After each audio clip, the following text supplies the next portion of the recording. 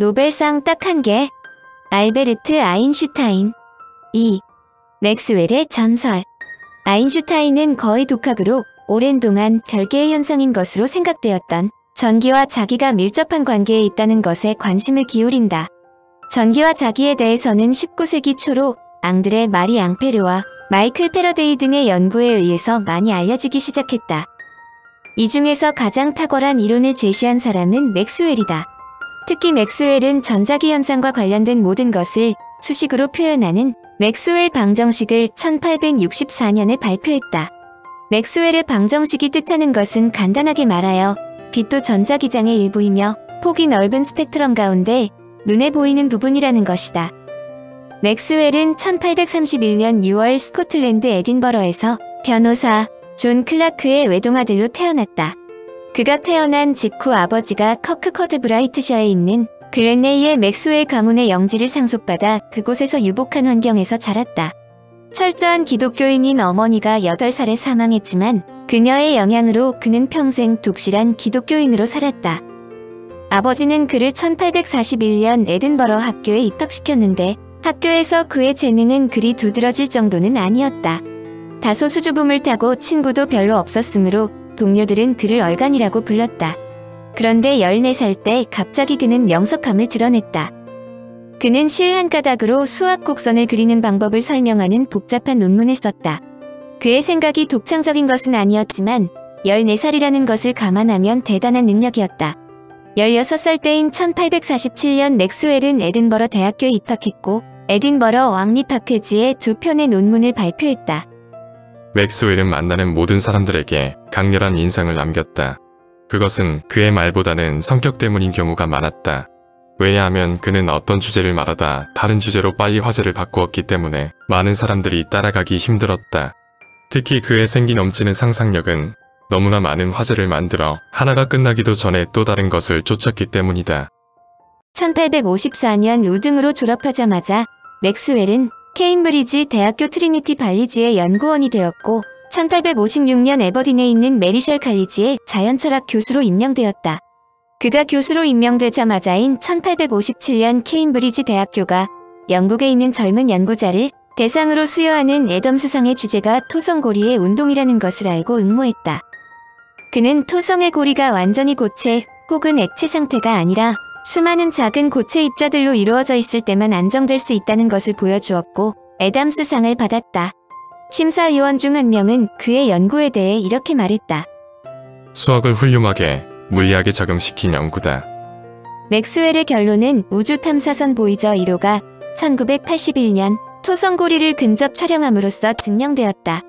1860년 맥스웰은 런던 킹스 칼리지로 옮겼고 이곳에서 그의 일생에서 가장 값진 전자기에 대한 연구를 한다. 당대의 슈퍼스타인 패러데이는 철사가 자기장 안에서 움직이면 철사를 따라 전류가 흐른다는 것을 발견함으로써 자기가 전기를 만들어낼 수 있다는 것을 증명했다. 전자기 유도라고 알려진 이 효과는 발전기의 기본 원리다. 패러데이는 이들 간의 상관관계에 대한 연구를 완성하지 못했는데 이에 도전한 사람이 맥스웰이다. 그는 곧바로 전기와 자기는 동일한 현상, 즉 전자기가 두 가지로 표현된 것임을 알았다. 그는 간단한 전류에서 서로 교차하는 전파와 자기파를 만들어냄으로써 이를 증명했다. 맥스웰의 위대성은 이것을 4개가 서로 연관된 방정식으로 표현했다. 이를 맥스웰 방정식이라고 부른다. 맥스웰 방정식은 전파와 자기파가 빛의 속도에 아주 근접한 속도로 움직인다는 것을 보여주었다. 이를 통해 그는 놀라운 통찰력을 보였다. 빛 자체가 일종의 전자기파라는 것이다. 그가 빛과 전자기를 연결시킨 것이야말로 물리학 역사에서 이정표나 다름없다. 또한 그는 서로 다른 파장을 가진 다른 형태의 전자기파도 존재할 수 있다고 말했다. 맥스웰의 가설은 많은 학자들로부터 경원을 받았으나 맥스웰이 사망하고 8년이 지난 1887년에 독일의 물리학자 헨리크 루돌프 헤르츠가 맥스웰의 이론을 실험으로 증명했다.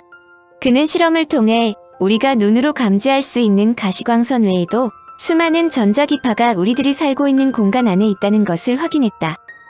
그의 이론에 의하면 빛의 속도는 초속 약 30만 킬로미터였다. 그의 전자기, 기체 분자 운동, 삼색설 이론, 천체 물리학 등 다양한 분야에서 탁월한 업적을 쌓았다. 그러나 그의 업적 중 가장 중요한 것은 전자기 분야로 학자들은 그의 기여가 현대 문명의 기초를 놓았다는 데 주저하지 않는다. 노벨상 수상자인 물리학자 리처드 파인만은 다음과 같이 말했다. 인류의 역사를 길게 보면, 즉 1만 년 후에 보면 19세기의 가장 중요한 사건은 맥스웰이 전기역학의 법칙들을 발견한 것이다. 파인만이 극찬했지만 맥스웰은 뉴턴이나 아인슈타인만큼 친숙하지는 않다. 그 이유는 그가 자신의 연구로 유명해지기도 전에 이미 이 세상 사람이 아니었기 때문이다. 대중과는 다소 거리가 먼 맥스웰이지만 1860년 자신의 연구, 즉 과학의 필요성을 다음과 같이 역설했다. 우리는 과학의 스승들이 발견해낸 것을 끝까지 파고들면서 그들을 고무시키고 그들에서 생기를 불어넣었던 지식에 도달하는 똑같은 기쁨과 알고자 하는 똑같은 욕구를 어느 정도는 경험해야 한다. 에테르는 존재하지 않는다. 맥스웰과 함께 아인슈타인에게 큰 영향을 미친 것은 마흐의 책이다. 당시에는 뉴턴의 관성법칙이 절대적인 법칙이라고 알려져 있었는데 마흐는 그러한 뉴턴의 사고방식을 비판했다. 마흐는 과학에서 받아들일 수 있는 것과 그렇지 않은 것을 골라내는 작업에 평생을 바친 사람이다. 특히 그는 경험적으로 검증 불가능한 이론적 언수를 과학에서 수용하면 안 된다고 주장하여 보통 실증주의자라고 불린다. 또한 종종 외부 세계에 대한 감각 경험과 측정을 강조했다는 점에서 도구주의자, 경험론자라고도 불린다. 마흐의 비판의 칼날은 뉴턴에까지 미쳤다. 그는 뉴턴이 주장한 절대 공간과 절대 시간을 부정했다. 또한 물질의 관성 질량은 물체의 고유한 성질이 아니라 그 물체와 우주의 다른 모든 물체의 연관에서 비롯되는 양이라고 주장했다. 바로 이러한 마흐의 대담한 주장은 아인슈타인에게 큰 영향을 미쳤다. 실제로 아인슈타인은 마흐에 대해서 다음과 같이 설명했다. 마흐는 뉴턴의 사고방식이 물리학의 최종적인 기반이라는 신앙을 뒤흔들고 학생이었던 나에게 큰 영향을 주었다. 물론 아인슈타인이 마흐의 주장을 수용하기는 했지만 마흐처럼 모든 이론에 대해 의심하지는 않았다. 아인슈타인은 모든 이론을 거부하는 마흐의 인식론을 구태에 연한 것으로 간주했는데 마흐도 아인슈타인의 상대성 이론을 끝내 받아들이지 않았다.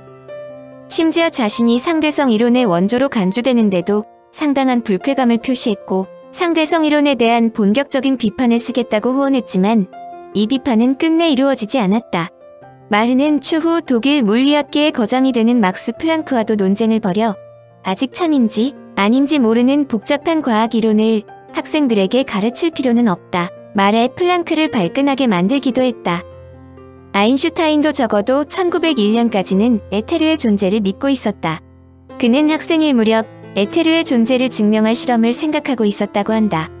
여하튼 당시 과학계의 화두는 에테르의 존재였다. 에테르는 눈에 보이지도 않으면서 질량과 마찰도 없고 안정되어 있는데 우주에 이들이 존재하느냐 아니냐가 화제였다.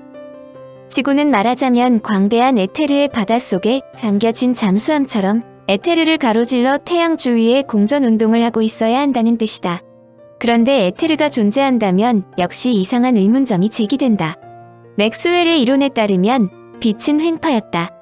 횡파는 고체와 같은 단단한 물질 밖에는 전달되지 않는다. 더욱이 횡파의 전달 속도는 그 고체가 단단할수록 빨라지는 성질이 있다. 광속은 매우 빠르므로 에테르가 매우 단단한 것이 되어야 하는데 어느 누구도 그것을 느낄 수 없다.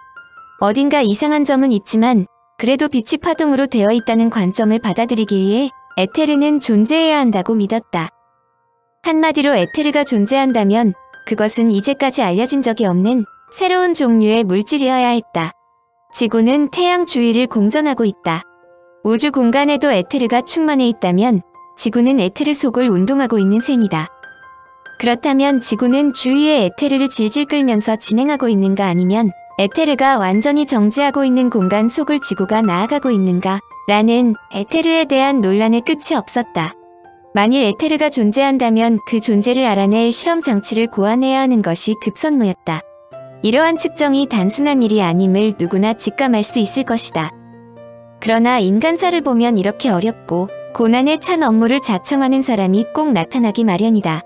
피조는 관에 물을 흐르게 하고 이 물이 흐르는 방향과 같은 방향으로 진행하는 빛과 반대 방향으로 진행하는 빛과의 속도를 조사했다.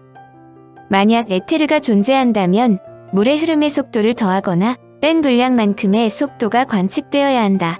그러나 실험의 결과 두 방향의 빛의 속도 차이에는 물이 흐르는 속도만큼의 차이가 없었다. 이것은 에테르가 물의 흐름에 끌리지 않고 정지하고 있기 때문에 물의 흐름에 의한 차이를 약화시키고 있는 결과라 생각되었다. 마이컬슨과 몰리는 역사상 가장 정교한 실험을 통해 에테르의 존재 유무를 검증했다. 이론의 예측에 의하면 멈춰있는 에테르에 상대적으로 움직이는 지구에서 측정할 경우 빛의 속도는 미약하나마 변해야 했다. 다시 말해서 태양 주위를 도는 지구는 멈춰있는 에테르를 기준틀로 해서 볼 때 6개월마다 반대 방향으로 움직이므로 지구의 운동 방향으로 발사한 광선과 그 반대 방향으로 발사한 광선이 특정 거리만큼 이동하는 데 걸리는 시간에 차이가 있어야 했다. 그런데 실험의 결과 빛의 진행 방향과는 무관하게 속도의 차이는 검출되지 않았다. 에테르의 존재를 부정한 마이클슨은 빛의 속도를 측정하여 궁극적으로 1876년 노벨상을 받은 폴란드계 미국인으로 1873년에 아나폴리스 해군사관학교를 졸업하고 1876년에는 해군사관학교 물리학과 화학 강사의 자리에 있었다. 그들이 에테르를 측정할 수 있다는 아이디어는 간단했다. 지구가 운동하고 있으므로 지구가 움직이는 데 따라 지구 뒤로 흘러가는 에테르에 바람이 존재해야 한다는 것이다. 이 바람과 같은 방향으로 전파되는 빛의 속도는 그만큼 빨라야 되며 바람에 거슬러서 전파되는 빛의 속도는 그만큼 느려지지 않으면 안 된다. 지구 위에서 모든 방향에 대해서 빛의 속도를 측정한다면 이 에테르의 바람에 의한 속도 차이를 계산할 수 있다는 것이 그들의 생각이었다.